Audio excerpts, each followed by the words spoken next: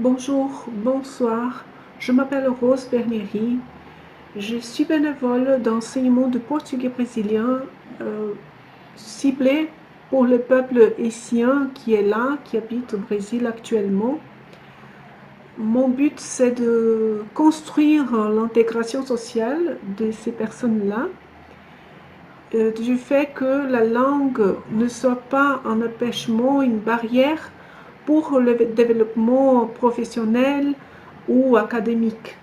Donc, de tout mon cœur, j'ouvre ce cours-là qui a aussi une séance présentielle dans mon église. Mais voilà, je profite pour répandre cet enseignement aux personnes qui veulent en profiter. Alors, pour commencer, j'apporte ici une table phonétique. C'est-à-dire que je vais comparer les lettres au son qu'elles produisent. On a l'écrit, et l'écriture, c'est une convention, et cette convention n'accompagne pas l'évolution des langues. Donc souvent, on a une lettre, mais on a plusieurs sons différents. Aussi bien, quand une lettre, elle est accompagnée ou suivie d'une autre lettre ou précédée d'une autre lettre, le son va changer. Donc, remarquez bien l'exemple de la lettre A qui peut apparaître dans ces mots-là. Voilà, donc bagaille et macaque. Ces sons-là, les quatre sons-là sont semblables. Mais quand le A est suivi d'un N, on peut nasaliser. D'accord? Donc, on dit content ou content, ça dépend. Mon accent, peut-être c'est pas le bon, mais il ressemble beaucoup à ceux-là du portugais, à celui-là. Donc, comme on a les deux sons là différents, ici aussi, donc on écrit A, mais il y a quelques différences entre eux. Dans des mots comme Brasil, Itália, casa, on voit bra, ita. Remarquez que c'est le même son A, A. Par contre, ici, il y a un accent aigu. Et ça remarque un peu la syllabe forte. D'accord? C'est l'intonation un peu plus forte. Et quand on a une intonation un peu plus forte, l'autre que suivi, elle est un peu plus faible. D'accord? Donc, ce son-là, ou le son représenté par cette lettre-là, il est différent de celui-là. Ainsi bien que ici, casa, on voit que cela est un peu plus ouvert et cela c'est un peu plus fermé. Donc ici, il n'y a pas d'accent, et ici non plus, mais ces trois-là, ils ont le même son. Mais ceux de là, casa, casa et Italia, le deux A final là, ils sont un peu plus faibles. Remarquez, casa, parce que c'est ça la syllabe tonique. D'accord? Mais aussi, comme en créole, c'est possible de nasaliser le son. Et c'est possible de deux façons. Donc, avec le NH, ou trois façons, pardon. Avec le NH, donc le A suivi de NH, le A suivi de N, et le A avec cet accent-là, que je ne sais pas, j'ai oublié le nom. Donc, mais on va produire de la même façon. Donc, Allemagne, France, Iran. Voyez la différence qu'on entend? Allemagne, c'est un peu différent, mais c'est assez semblable. D'accord? On peut dire Allemagne, Allemagne, Allemagne. Ok? On peut dire France sans problème. Vous êtes compris tout de suite. D'accord? Sauf qu'à l'écrit, donc, on a le même son ici, dans les trois cas, mais elles sont écrites ou suivies d'autres mots ou avec un accent. D'accord? Donc voilà, juste pour retenir, les deux sons sont possibles dans les deux langues comparées. En ce qui concerne la lettre E, on trouve trois façons de le prononcer. Donc, à l'écrit, on a quelques contextes, on a aussi des accents qui modifient l'ouverture ou la fermeture ou la nasalité de la lettre en soi. Donc, en créole, on trouve bécane et clé avec donc un son fermé. On trouve le son ouvert comme en DIE et PIE. Et on trouve aussi le son nasal comme dans le mot haïtien, qu'on peut dire aussi haïtien. D'accord? Ça dépend l'accent de la personne. Donc, ce son nasal, ça s'approche un peu, oui, du son du portugais. On va les comparer. Donc, dans le portugais, on a les E fermés, comme dans le mot Estados Unidos. Vous voyez, c'est la même chose. Estados, États-Unis. Estados Unidos, États-Unis. C'est le même son. D'accord? Mais on peut trouver aussi le son ouvert. Généralement, il y a un accent pour ouvrir, hein, pour remarquer cette ouverture. Donc, comme dans le mot Suècia. Mais pas toujours. Si vous voyez là, le mot panel porte un E ouvert et pourtant, il n'y a pas d'accent. Pardon. Donc, il n'y a pas d'accent parce que, apparemment, le fait qu'il soit suivi de L, A, ça influence l'ouverture du son. Voilà. Donc, ça, c'est pas évident, mais au moins, à l'oral, on ne voit pas la différence puisque sont produits de la même façon. Mais si vous suivez des études ou vous devez aider vos enfants, il faut bien retenir que parfois, le son fort ou le son ouvert, c'est pas nécessairement possible avoir entré là un accent pour marquer la différence. Remarquez aussi que pour ouvrir, donc pour faire cette ouverture du son et représenter à l'écrit, on met cet accent-là. Et pour le créole, l'accent, c'est au contraire, c'est un accent grave. D'accord? Donc, retenez bien ça. Parfois, il y a des mots qui ont d'accent et cet accent, il est au contraire de ce qui se passe dans le créole. Par rapport au E nasal, donc il peut être suivi de N, d'accord? Mais ces deux mots-là, ils ont quelques différences. Je vais vous prononcer et vous comprenez qu'est-ce que je veux dire. Quente, contente. Vous voyez bien? Parce qu'à l'écrit, on a un E ici, hein, à la fin. Mais on prononce une sorte de I. Quente, contente. D'accord? Ouais, il y a des régions qui parlent comme ça.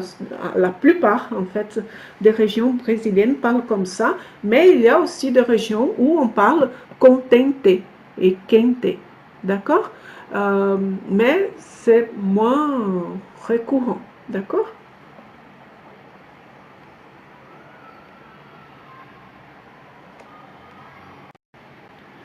Le I, c'est assez facile, ou le son I. La différence, c'est que en portugais, on a le son nasal, le I nasal, mais pas en essayant en créole. Donc, aussi le fait qu'en portugais, le Y se destiné juste à des mots étrangers, mais souvent on va utiliser I. Hein, donc, la plupart des mots, la plupart du vocabulaire, on va utiliser les I et pas les Y. Au contrairement, en créole, on voit qu'il y a cette variation-là.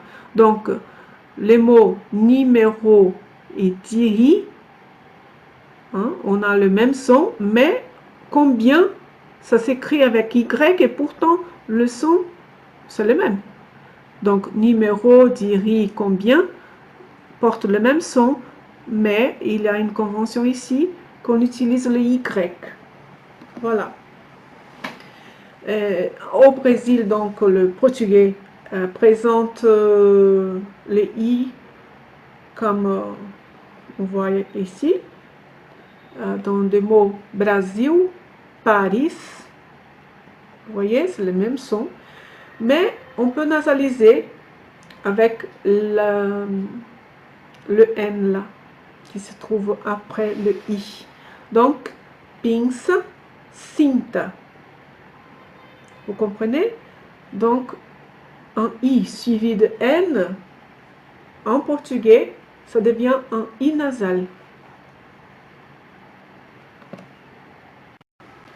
En ce qui concerne la lettre O, ou O,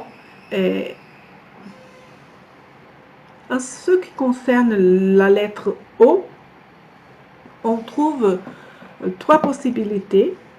C'est-à-dire que en créole, elle peut être fermée, ouverte ou nasale, mais elle aura donc un petit trait là qui va marquer cette ouverture et un N pour marquer la nasalité. Donc, O fermé, comme dans des mots oiseau et nouveau.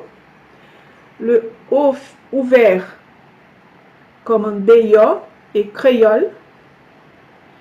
Et les O nasales, comme un bondier et tonton. Donc, le N, ça fait nasaliser. De la même façon, on trouve en portugais les trois sons correspondants, même si à l'écrit, ils sont assez semblables. D'accord? Donc, O fermé, comme dans des mots Portugal et gato. Le son ouvert, ça se trouve dans des mots comme bola, Éthiopie. Encore comme dans le cas du E, ici il y a un accent, donc on sait que c'est ouvert. Mais ici il n'y a pas d'accent et comment savoir alors si c'est ouvert ou pas? Encore une fois, on remarque ce qui le suit. Donc il y a un LA qui force peut-être l'ouverture de ce son-là, qui est représenté par le O. De la même façon, on peut nasaliser, mais contrairement au créole, on peut nasaliser avec le M aussi. Donc, Colombia, ponte. Ici c'est le N, ici c'est le M. Tous les deux font nasaliser le son, d'accord? Et si vous voyez là, pont, ponte, c'est le même son. Ici aussi. Pourquoi il a cet accent-là? Mais c'est une convention. Donc, toujours quand on voit cet accent-là, c'est un son fermé. Et là, ce qui distingue un peu, c'est qu'il est suivi de M, donc ça nasalise. D'accord? Oui, il y en a quelques-uns, quelques mots qui portent ces petits chapeaux-là, les circonflexes. D'accord?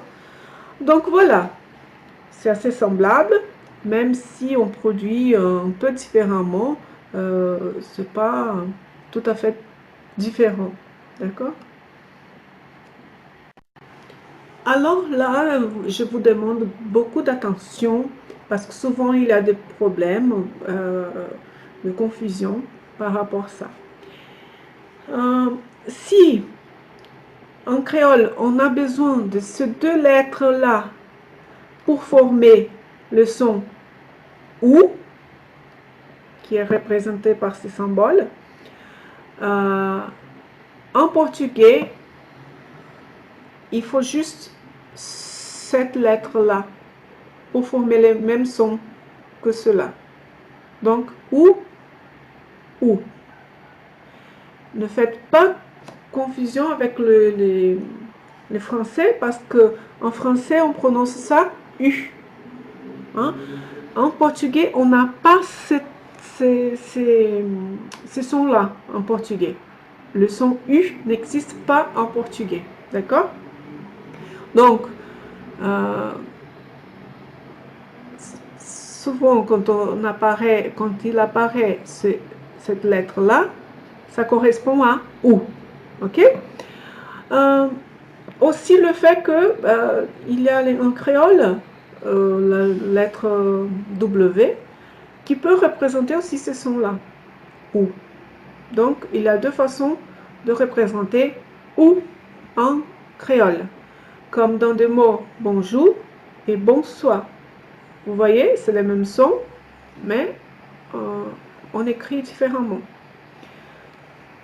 En portugais, donc, on a aussi quelques petites remarques à faire.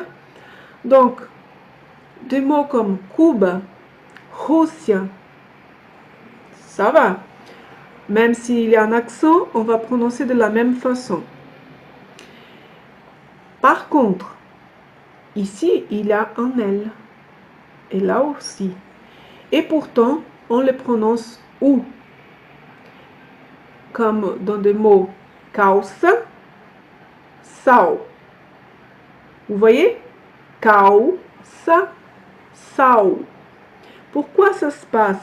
Parce que, contrairement au français et au créole, les lettres ou la lettre L qui est à la fin d'un mot ou à la fin d'une syllabe, parce qu'ici il y a deux syllabes, donc calça,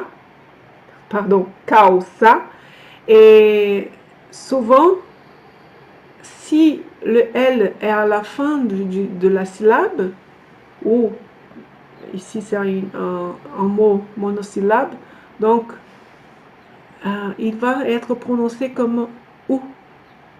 D'accord?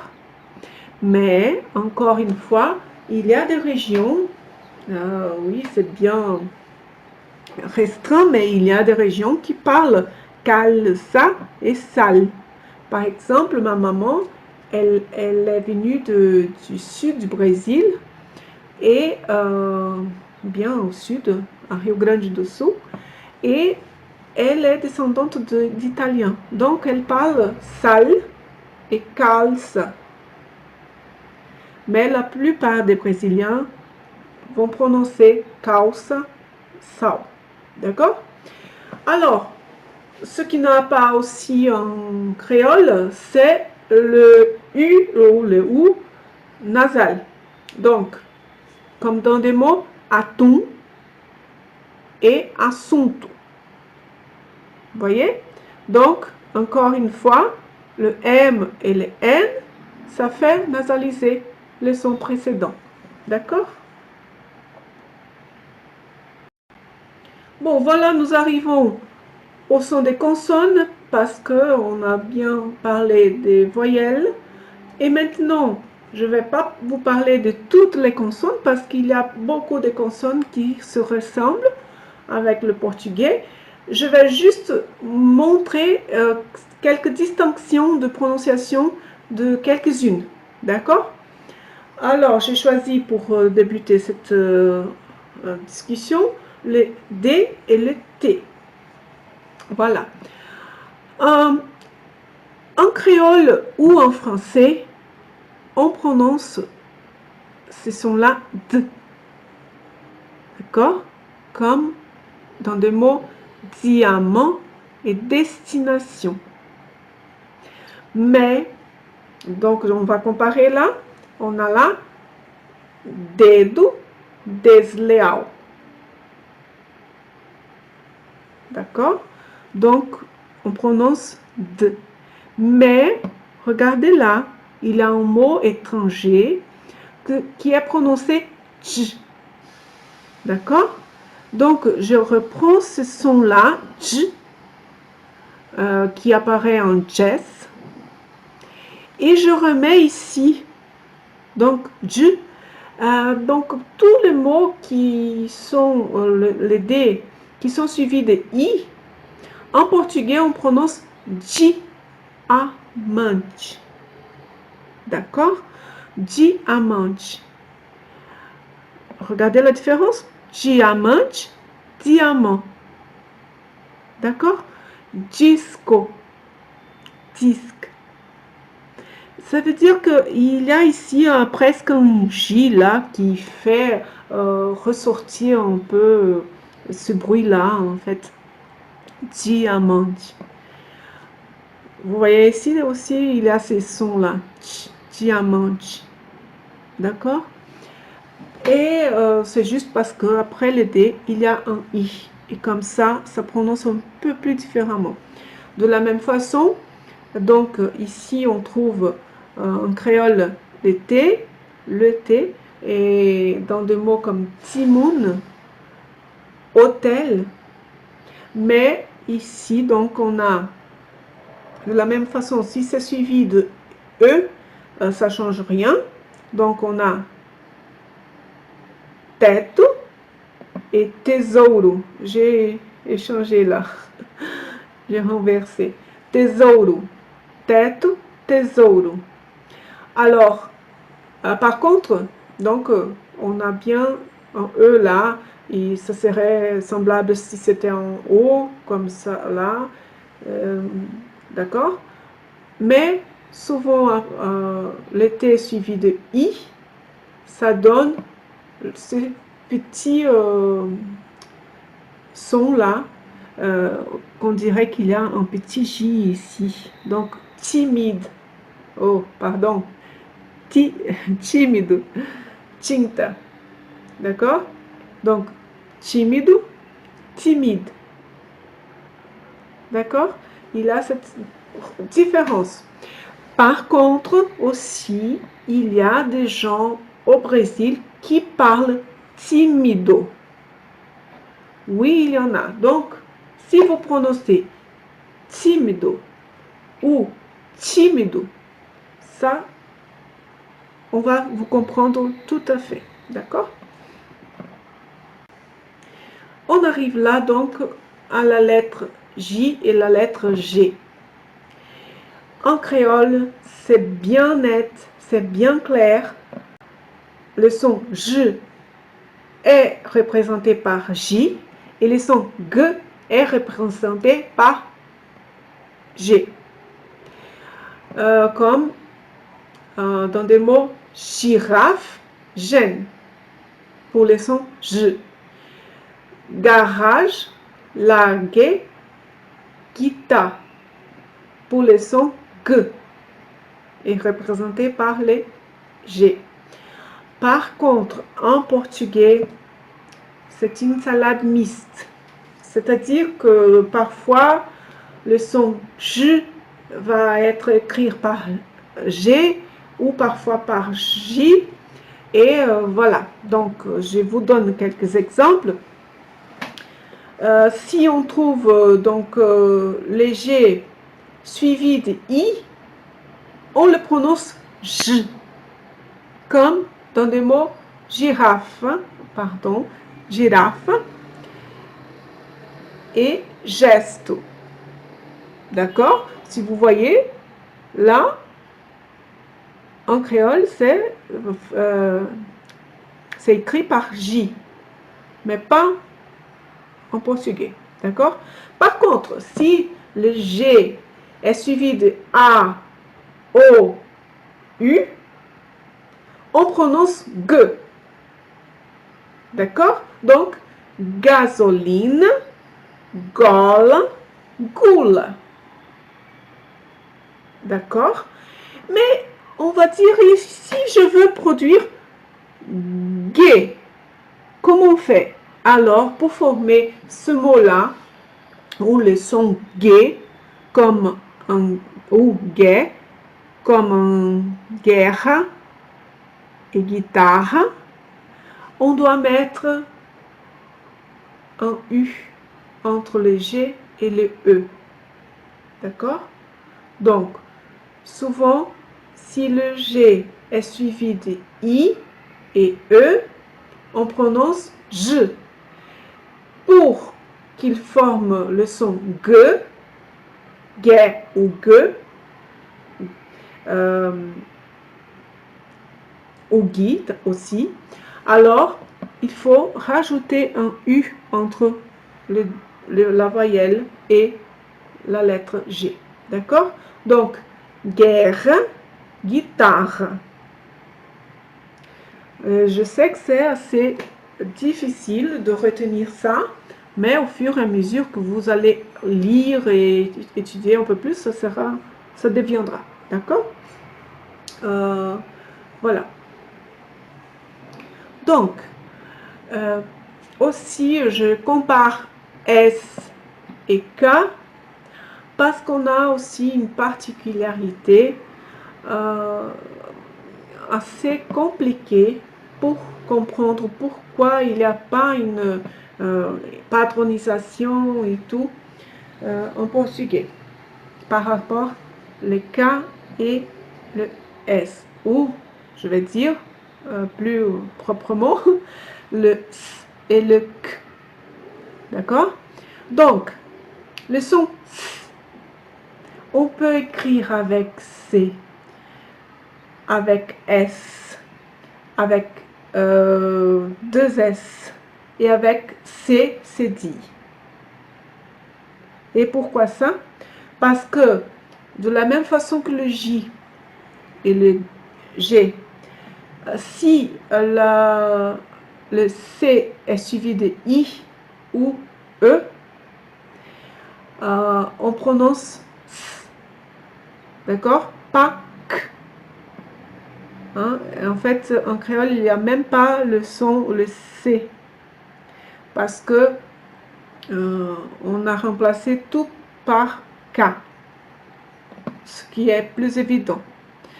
Donc, ciência, certeza, sábado, surto, esperto, professeur, ração. Donc, vous voyez, il y a pas mal de lettres qui peuvent, ou de combinaisons, ou aussi de lettres avec un trait de distinction, pour former ce son S. Et pour former le son K, qu'est-ce qui se passe? Donc, on a le C, quand il est suivi de O, A, ou U, il est prononcé que, comme un coisa, canto. D'accord? Mais, parfois, on a cette écriture-là aussi, pour représenter que, dans des mots comme quanto, kilo. D'accord? Donc ici, s'il y aurait un C, ça ferait silo. Comme en portugais, il n'y a pas les K, hein, on forme ça avec le QU. D'accord? Donc, quanto, quilo. Pour former le son que.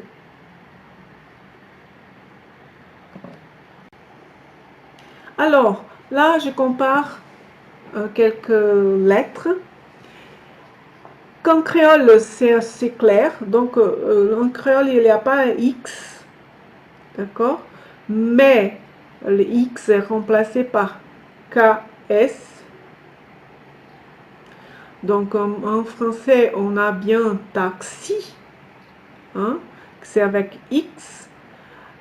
Mais en créole, on a convenu qu'on allait écrire comment on parle, d'accord? Donc, c'est pour ça qu'on utilise taxi et taxe avec KS. Contrairement, le portugais utilise, oui, la lettre X, mais il peut prendre plusieurs sons différents, ou il peut être la représentation de sons différents. Donc, en créole, on a Z, zéro et raison. Les mêmes sons en portugais peuvent être écrits par X ou par S et aussi par Z. Donc, quand on trouve un Z, ça sera toujours Z. Mais quand on trouve un X ou un S, ça dépend les contextes et ça rime. Donc, Z comme exame et casa. D'accord? On a les mêmes sons, Z, mais on écrit différemment. Mais X, donc, il peut avoir ou être la représentation de différents sons. C'est le cas de ch, comme dans des mots enxurrada et taxa. Vous voyez, il y a ces ch. Qu'en créole, il y a aussi ce son-là. Donc, enxurrada, taxa. C'est une façon de prononcer X, d'accord? La deuxième façon, c'est x, comme un taxi. C'est la même chose en français, d'accord? Et puis, X est prononcé Z dans des mots comme exato, exato. Vous voyez? Et aussi exame, exame. Mais quand le X vient combiner avec le C, il devient S, comme excelente. Vous voyez les différences? Voyez, voilà. Ça, je pense, le plus dur du portugais, c'est cette règles-là qui ne sont pas claires, qui ne sont pas patronisées. Et donc, ça pose un peu de problème, mais pas du tout insurmontable, d'accord?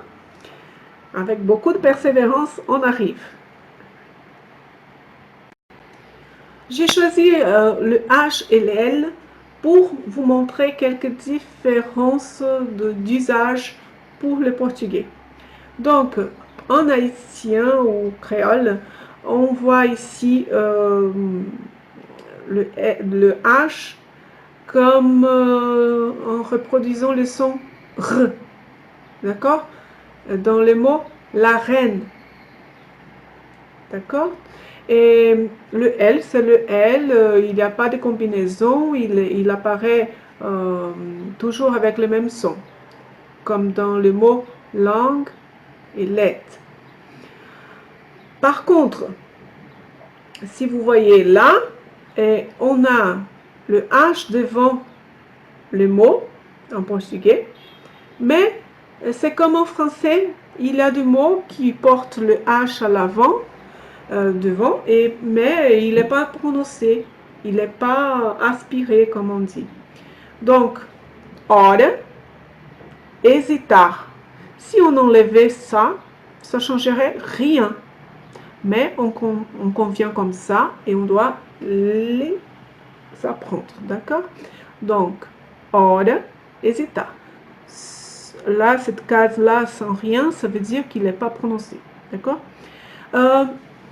Mais le H peut être rassemblé avec les C et former le son ch, qui est le même son qu'on a vu précédemment, qui parfois le X peut produire. D'accord?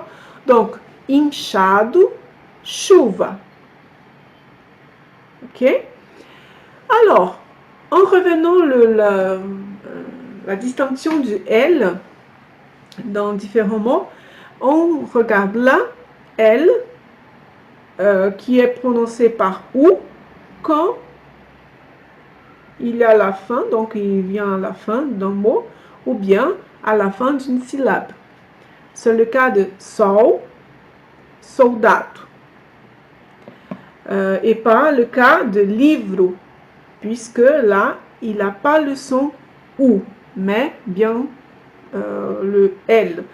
Le L qui est la pointe de la langue touche le palais, au début du palais, presque à la racine des dents.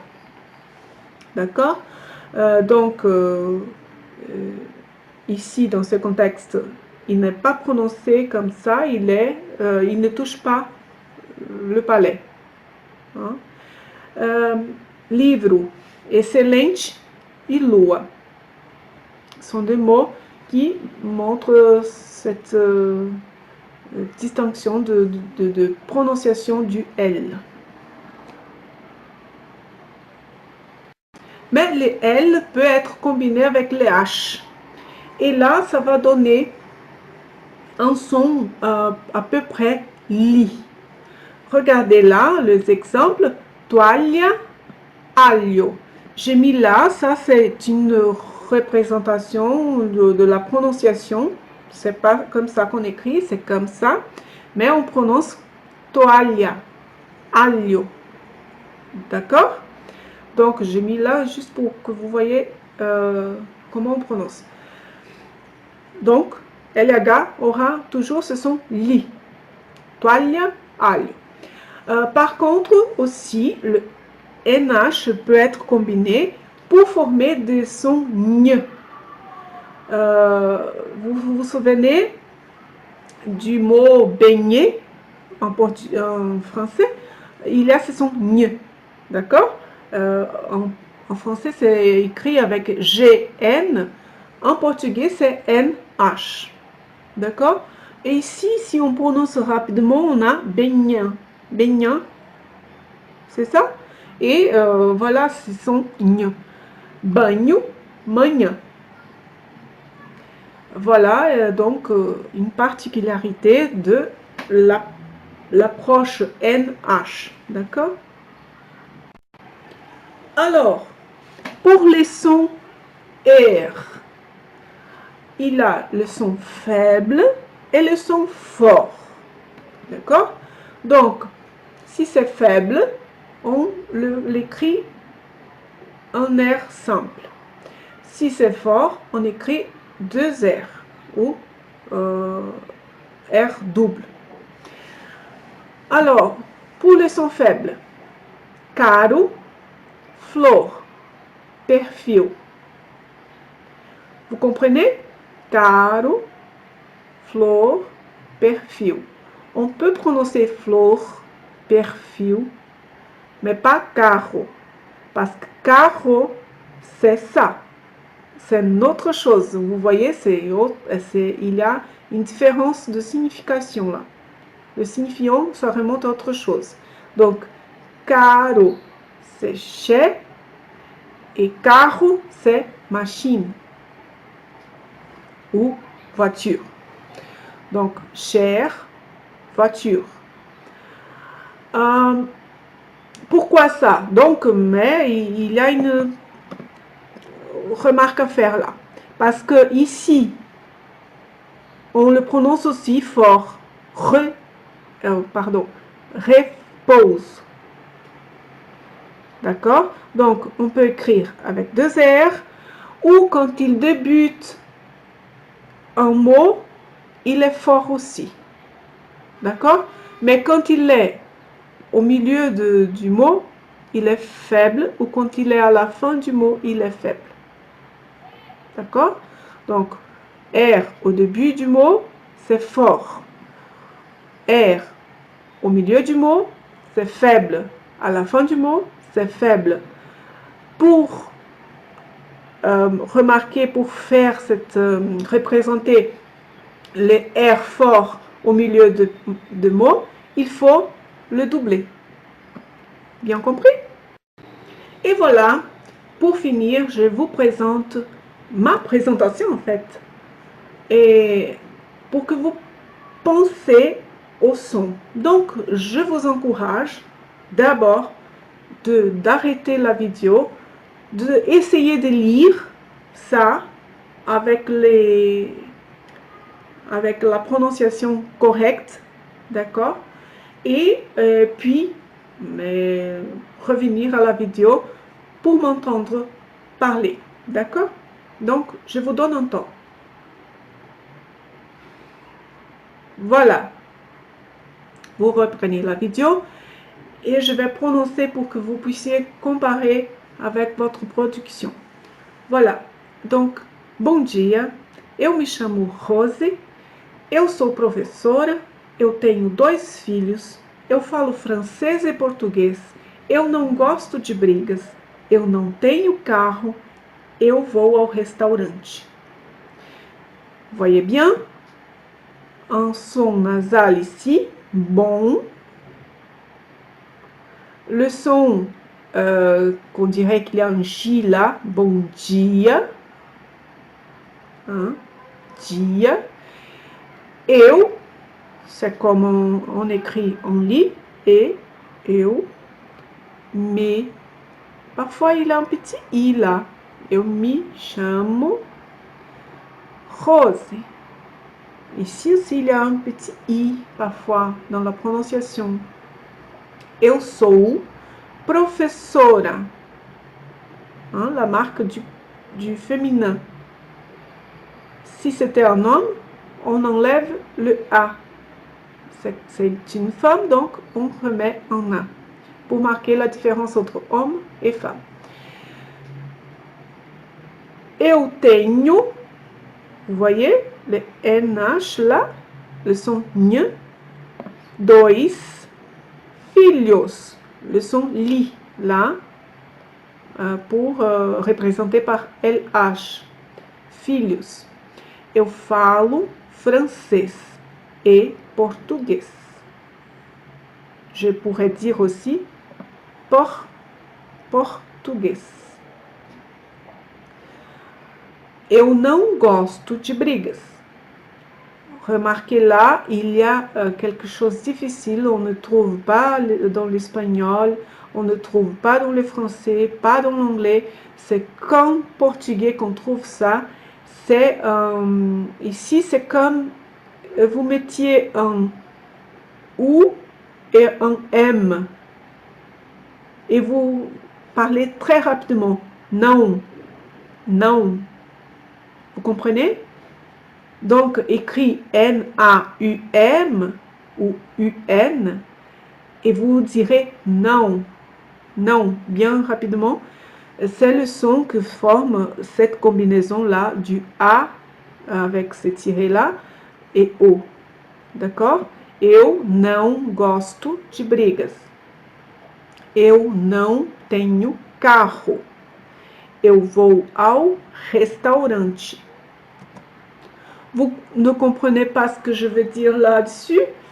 Je vous encourage à voir la traduction, mais faites par Google. Peut-être il y a quelques petits soucis de traduction. Alors, je vous souhaite une très bonne étude et au revoir, à bientôt.